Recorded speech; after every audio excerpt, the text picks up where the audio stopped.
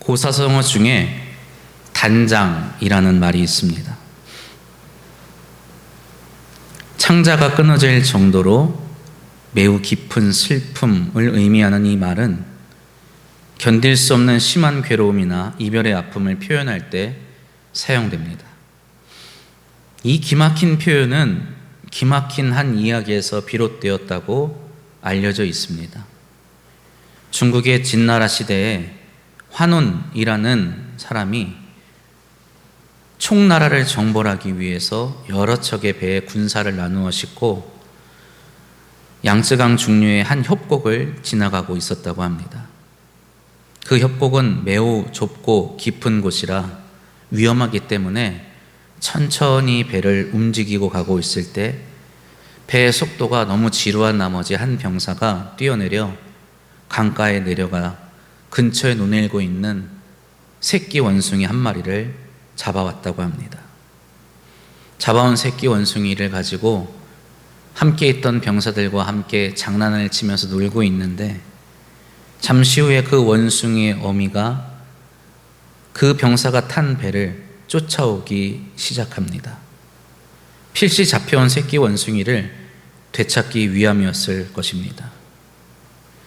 그 어미 원숭이는 슬피 울부짖으며 백여리가 되는 긴 거리를 하염없이 따라왔는데 배가 강 어귀에 이르러 좁아지는 곳에 이르자 결국 몸을 날려 배 위로 뛰어 들어왔다고 합니다.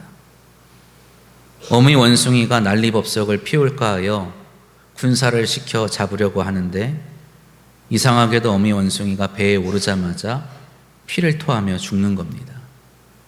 이를 이상하게 여겨 병사를 시켜 죽은 원숭이의 배를 갈라보니 창자가 토막토막 끊어져 있었고 이것을 본 환우는 그것이 자식을 잃은 어미의 슬픔이라고 여겼습니다. 배 안에 있는 사람들은 모두 놀랐고 환우는 그 새끼 원숭이를 풀어주라 이르렀습니다. 백여리를 오는 동안 어미의 울부짖음을 모른 채 하며 있었던 그 새끼 원숭이를 잡아온 병사를 매질한 뒤 내쫓았다고 하지요. 이후 이 고사성어는 부모 자식 간에, 연인 간에, 또 소중한 친구 간 등등 아끼고 각별한 소중한 존재와의 이별이나 또 그에 해당하는 슬픔을 표현할 때 쓰이게 되었습니다. 많은 문학작품이나 노래에도 쓰이면서 애절한 감정을 표현하는 데 사용되기도 하였지요. 성경에도 이와 비슷한 표현들이 있습니다. 일명 눈물의 선지자라는 별칭이 있는 예레미야 선지자의 경우 이스라엘의 패역함과 그로 인한 심판에 대해 애통해하는 마음을 표현할 때 단장의 아픔으로 표현하였습니다. 예레미야 4장 19절 말씀을 보면 슬프고 아프다 내 마음속이 아프고 내 마음이 답답하여 잠잠할 수 없으니 이는 나의 심령이 나팔 소리와 전쟁의 경보를 들음이로다. 여기서 내 마음속이라고 번역된 단어는 히브리어로 메이라는 단어입니다. 내장, 창자를 의미하지요. 내 내장이, 내 창자가 아프다 이런 의미입니다. 그리고 그는 자신이 쓴 애가에서도 자신의 슬픔에 대해 이렇게 표현하지요.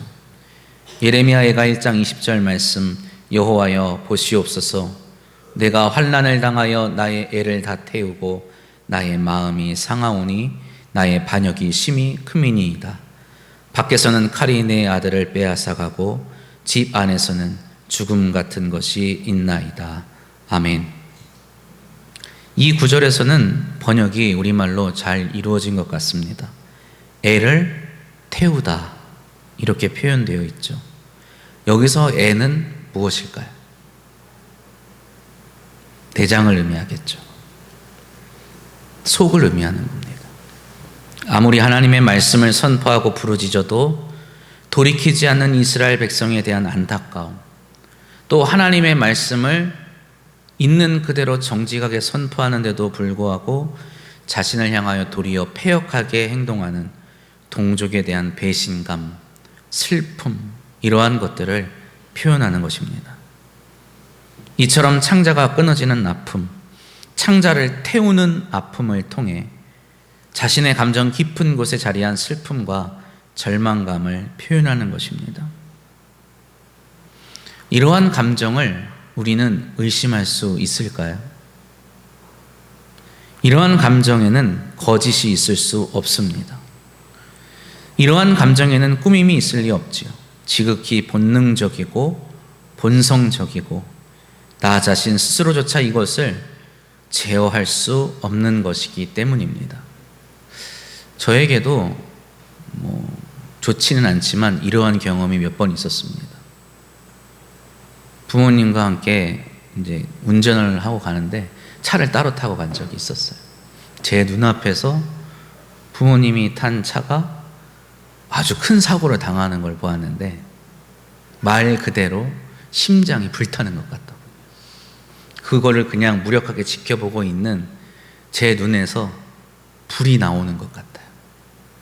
분노도 아니고 그렇다고 슬픔도 아니고 이루 형언할 수 없는 아주 고통스럽고 뜨거운 마음이 안에서 막 일어나는 겁니다. 우리 첫 아이가 어릴 적에 말도 제대로 못할 적에 아주 심하게 아픈 적이 한 번 있었습니다. 하필 그날이 어린이날이었어요. 어린이날이고 주일이었습니다. 그래서 교회에서는 시골이지만 우리 아이만 주일학교 학생이기 때문에 정석권 선물을 준비하고 예배를 준비했는데 그날 새벽에 아픈 겁니다. 대학병원에 가서 밤을 꼬박 새며 검사하고 주사를 맞고 말도 못하는 아기, 제 손목보다도 못한 그 팔뚝에 주사바늘을 꼽고 있는 것을 보는데 이 녀석 대신에 내가 아팠으면 좋겠다 하면서 제 마음에 제 속이 막 문드러지는 겁니다. 아, 이런 게 부모의 마음이구나. 그때 처음 깨달았습니다. 예레미야 선지자가 느끼는 이러한 감정들, 이러한 감정들은 자신이 내고 싶어서 내는 감정이 아니겠죠. 자신이 느끼고 싶어서 내는 느낌이 아닐 겁니다. 이루 말할 수 없는, 설명할 수도 없고 형용할 수 없는 그 아픔과 그 고통을 있는 그대로 표현하는 것이겠죠. 그런데 성경에는 이렇듯 이길 수 없는 슬픔에 대한 묘사만 있는 것은 아닙니다. 신약을 보면 헤아릴 수 없는 큰 사랑에서 비롯된 자비와 긍휼에 대한 표현도 나오지요. 마가복음 6장 34절을 보면 이런 말씀이 있습니다. 예수께서 나오사 큰 무리를 보시고 그 목자 없는 양 같음으로 인하여 함께 읽어볼까요? 불쌍히 여기사 이에 여러 가지로 가르치시더라. 아멘. 여기서 불쌍히 여기셨다라는 말이 나옵니다. 헬라어로 스플랑크니 조마이라는 단어입니다. 좀 길죠. 이것은 직역하면 창자가 뒤틀리듯 움직였다 이런 표현입니다. 수동태이기 때문에 좀 길고 번역이 좀 난해하지만 내 창자를 내가 뒤튼 것이 아닙니다. 내 창자가 뒤틀려진 거예요. 복음서에서 보면 예수님께서 병든 사람, 귀신 들린 사람, 가난하고 방황하는 사람들을 보시고 만나실 때마다 뭐라고 하십니까? 불쌍히 여기셨다. 이러한 표현을 하는데 그때 주님의 심정은 마치 창자가 뒤틀리는 것 같았다라고 성경이 말을 하는 겁니다. 참아낼 수 없는 슬픔, 참아낼 수 없는 안타까움, 그렇기 때문에 참아낼 수 없는 긍휼과 자비가 그 안에서 솟아났다는 말이겠지요. 이후에 이 스플랑크니 조마이라는 단어는 바울의 서신에서 살펴볼 수 있습니다.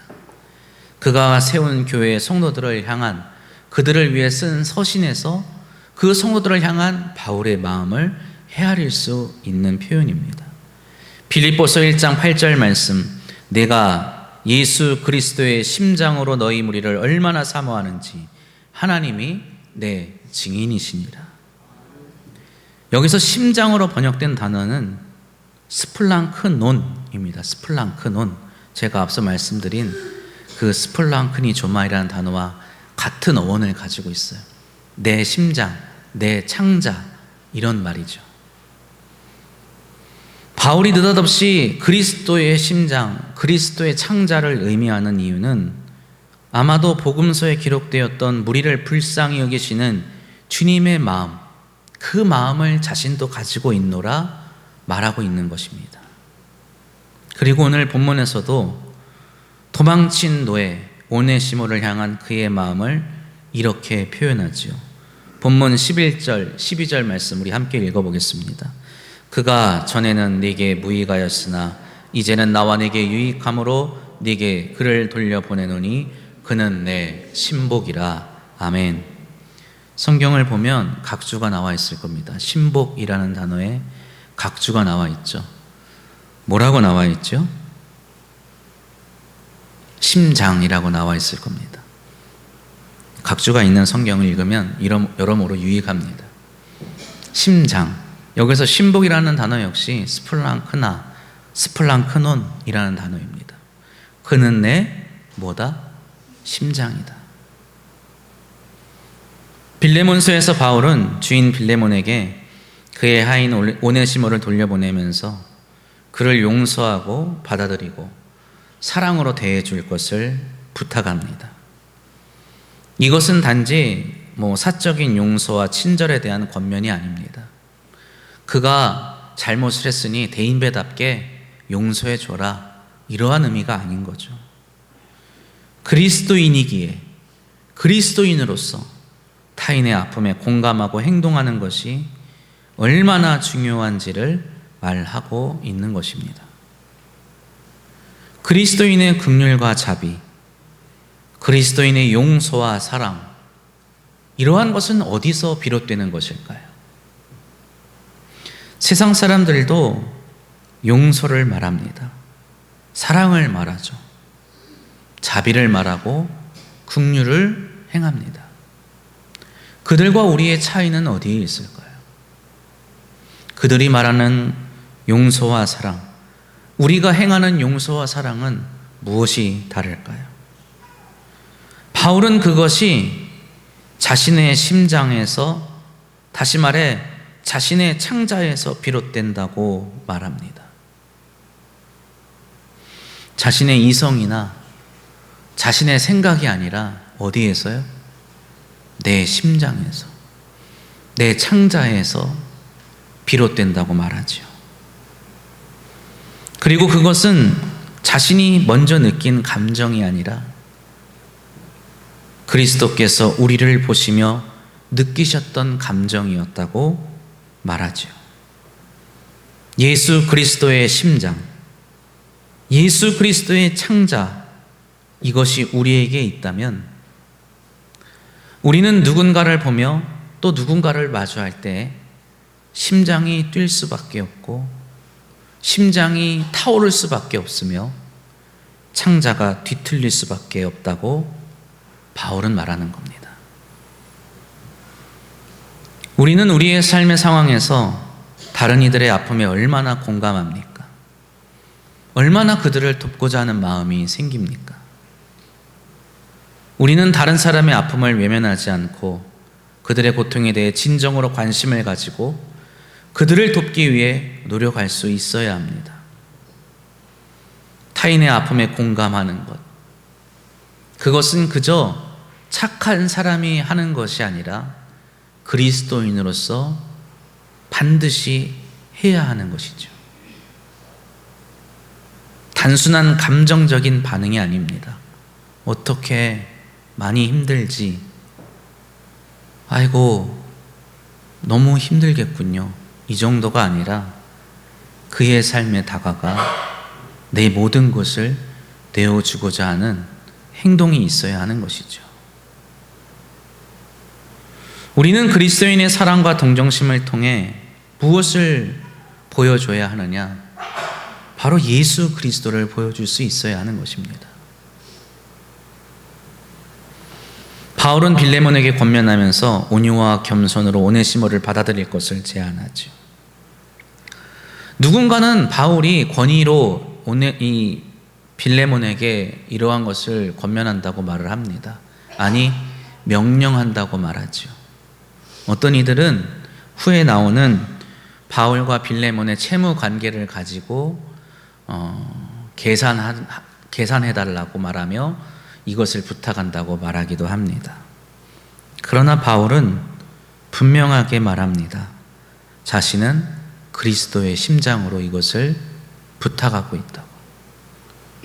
오늘 본문을 시작하면서 바울은 말하지요. 내가 그리스도 안에서 아주 담대하게 내게 마땅한 일로 명할 수도 있지만 사랑으로서 간청한다.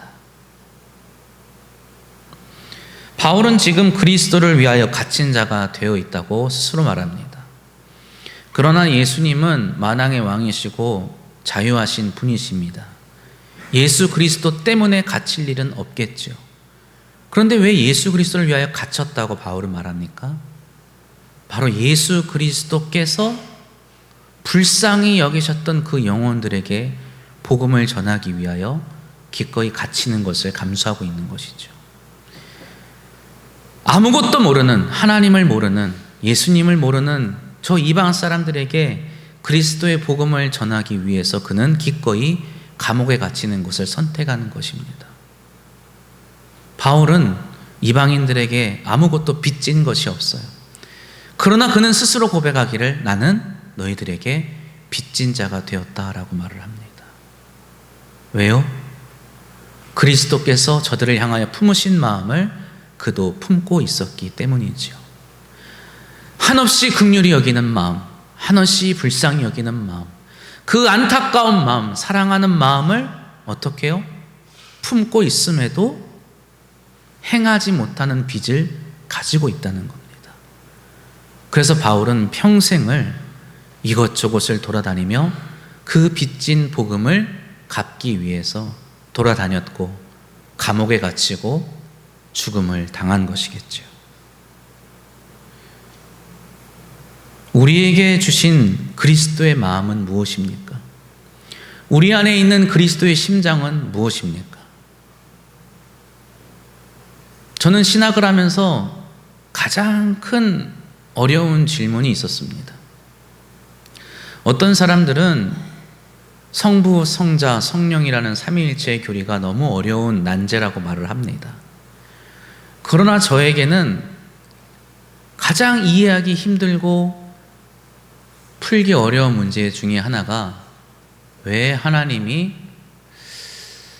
수많은 사람 중에 나를 사랑하실까 하는 것이었습니다. 수많은 사람 중에 나는 특별하지도 않고 유별나지도 않은데 왜 나를 사랑하셨을까? 왜 나를 사랑하셔서 당신의 아들 예수 그리스도를 십자가에 못 박혀 죽게 하셨을까? 목사가 된 이후로 수없이 많은 시간을 성경을 연구하고 공부하지만 아직도 그 하나님 아버지의 마음은 이해할 수 없습니다. 그것이 그리스도의 심장, 하나님 아버지의 심장이 아닐까 생각됩니다. 내가 부모가 되어보지 않고서는 느낄 수 없었던 감정들,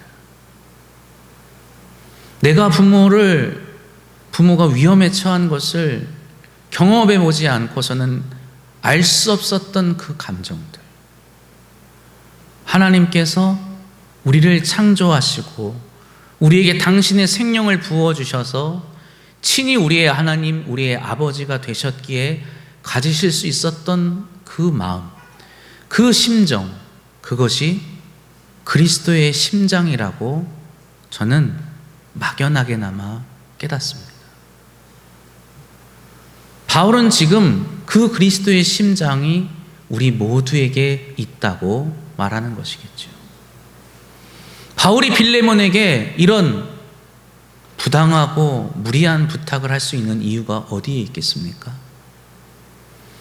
자신에게 그리스도의 심장이 있기 때문에 너도 그래야 돼 강요하는 걸까요? 아니요. 예수 그리스도 안에서 거듭난 우리 모두에게 이 마음이 있음을, 이 심장이 있음을, 이 창자가 끊어지는 듯한 자비와 긍휼과 사랑과 인애가 있음을 그는 확신했기 때문입니다. 우리가 우리 공동체를 회복할 수 있는 길이 어디에 있을까요? 내 사랑하는 가족을 회복시킬 수 있는 방법이 어디에 있을까요? 내 사랑하는 자녀를 위해서 내가 해줄 수 있는 것은 무엇입니까? 내 자녀를 사랑하지 않는 이가 없을 겁니다. 내 손주들을 사랑하지 않는 분들이 없을 겁니다. 그러나 사랑하는 것이 사랑하는 것으로만 끝난다면 그것은 아무 일도 아니겠죠. 내가 아무리 창자가 끊어진들 아무것도 할 수 없었다면 그냥 그대로 끝나는 겁니다. 그러나 사랑하는 주님께서는 우리를 그렇게 내버려 두지 않으신다고 말하지요. 하나님은 그저 우리를 향하여서, 죄와 사망 가운데 죽은 우리를 향하여서 그저 슬픔 가운데 빠져 계시지만 않으셨습니다. 단장의 아픔을 갖고 슬피 울고만 계시지 않으셨다는 거예요. 당신의 아들 예수를 우리에게 내어주셨고 우리를 다시금 생명의 삶으로 인도하여 주신 줄 믿으시기 바랍니다. 오늘 이 자리에 있는 우리 가운데 창자가 끊어지는 아픔이 있는 분이 있을 줄로 압니다. 마치 백열이를 따라와도, 수많은 시간을 쫓아와도 따라잡을 수 없고 되찾을 수 없는 그런 거대한 문제 앞에 그저 아플 수밖에 없고 슬퍼할 수밖에 없는 이들이 있을지도 모릅니다. 우리의 창자는 끊어지고 우리의 심장은 불타겠죠. 그러나 주님은 그러한 우리를 위해 이 땅에 오셨고 그러한 우리를 위해 당신의 피와 살을 내어주신 줄 믿으시기 바랍니다. 우리는 우리의 그 뛰어넘을 수 없는 간극 앞에 주님께 나와야 하는 것입니다. 주님께 구하는 자에게 주님의 구원이 있을 줄 믿습니다. 우리의 이익을 위해서, 내 평안을 위해서 심장이 불타고 창자가 끊어지는 아픔을 겪어보지는 않을 겁니다. 누군가는 저에게 말합니다. 제가 참 욕심이 없는 사람이에요. 제가 매주 운동을 하는데 그분들이 항상 저에게 하는 말이 왜 이렇게 운동을 설렁설렁 하냐는 겁니다. 승부욕이 없대요. 제가 그러죠. 이겨서 뭐합니까? 그거 하나 받아서 더 뭐합니까? 때로는 저에게 혼내시기도 합니다. 왜 이렇게 사는 게 애착이 없냐? 저는 저에게 대해서 좀 애착이 없는 편입니다. 몇몇 분들에겐 제가 말씀을 드렸지만 저는 지금 살고 있는 제 삶이 어찌 보면 보너스 같은 것이라고 생각하기 때문입니다. 하루하루가 선물이죠. 저도 어찌 보면 일찍이 주님 곁에 있어야 할 사람이었습니다. 그러기에 오늘 하루가 저에게는 하루만 살아도 좋은 날인 거죠. 그런데 그런 저에게도 창자가 끊어질 만큼 애착이 가는 일들이 있습니다. 말씀드린 것처럼 제 사랑하는 가족들이 아프거나 문제가 생기면 이런 저도 창자가 끊어지는 듯한 애착이 생겨요. 제가 가장 두려워하는 말 중에 하나가 목사님, 기도해 주십시오라는 말입니다. 좋을 때는 저에게 그런 말씀 절대 안 합니다. 기쁜 일이 있으면 저에게 그런 말씀 절대 안 하죠. 목사님, 정말 좋은 일이 있는데 같이 기도해 주십시오. 이러면 좋겠지만 목사님 기도해 주십시오라는 말 뒤에 나오는 내용은 정말 힘들고 어려운 일들 뿐입니다. 그런 말씀을 들을 때면 잠을 이루기가 어렵습니다.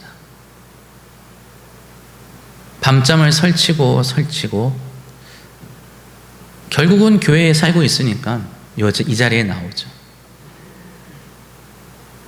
나를 살리신 주님, 나에게 다시금 인생을 주신 주님이 우리 사랑하는 성도들에게 새 삶을 주시고 새로운 인생을 허락하여 주시라고 또 기도합니다.